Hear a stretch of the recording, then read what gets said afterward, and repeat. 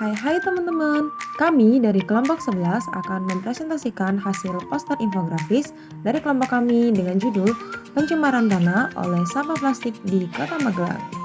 Yuk kita simak penjelasannya. Pencemaran tanah akibat sampah plastik dapat didefinisikan sebagai proses perubahan kualitas tanah yang disebabkan oleh adanya bahan-bahan kimia atau fisika yang terkandung dalam sampah plastik. Nah, sampah plastik yang tidak dapat terurai secara alami dapat mengganggu proses peresapan air dan sinar matahari ke dalam tanah, serta menghambat aktivitas mikroorganisme yang penting untuk proses biodegradasi tanah dikarenakan waktu penguraian sampah plastik yang cukup lama. Lalu untuk lama waktu terurai sampah plastik ini bervariasi tergantung pada jenis plastik, kondisi lingkungan, dan ukuran plastik.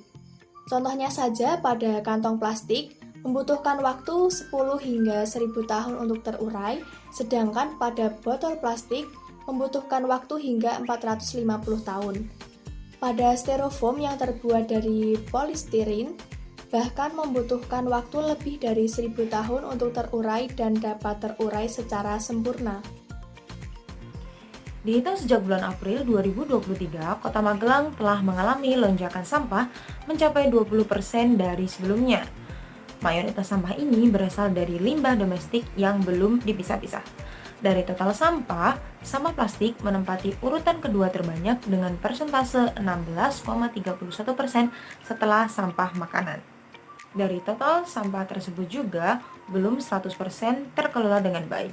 Bahkan, belum mencapai 70% dari yang telah ditargetkan oleh pemerintah Kota Magelang. Oleh sebab itu, sampah-sampah tersebut masih mencemari lingkungan, termasuk salah satunya mencemari tanah di sekitar Kota Magelang.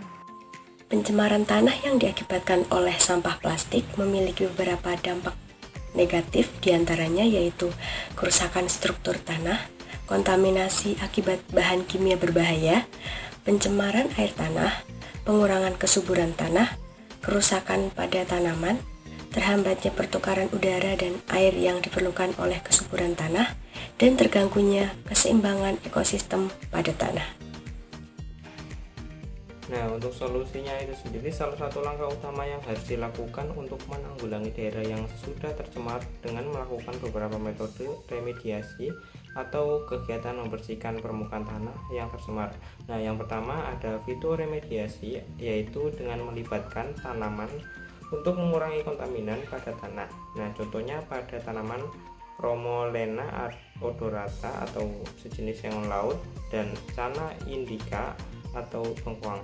Nah, yang kedua ada metode piromediasi, yaitu melibatkan penggunaan mikroorganisme seperti pada bakteri, jamur, dan lain-lain untuk mendegradasi kontaminan dalam tanah.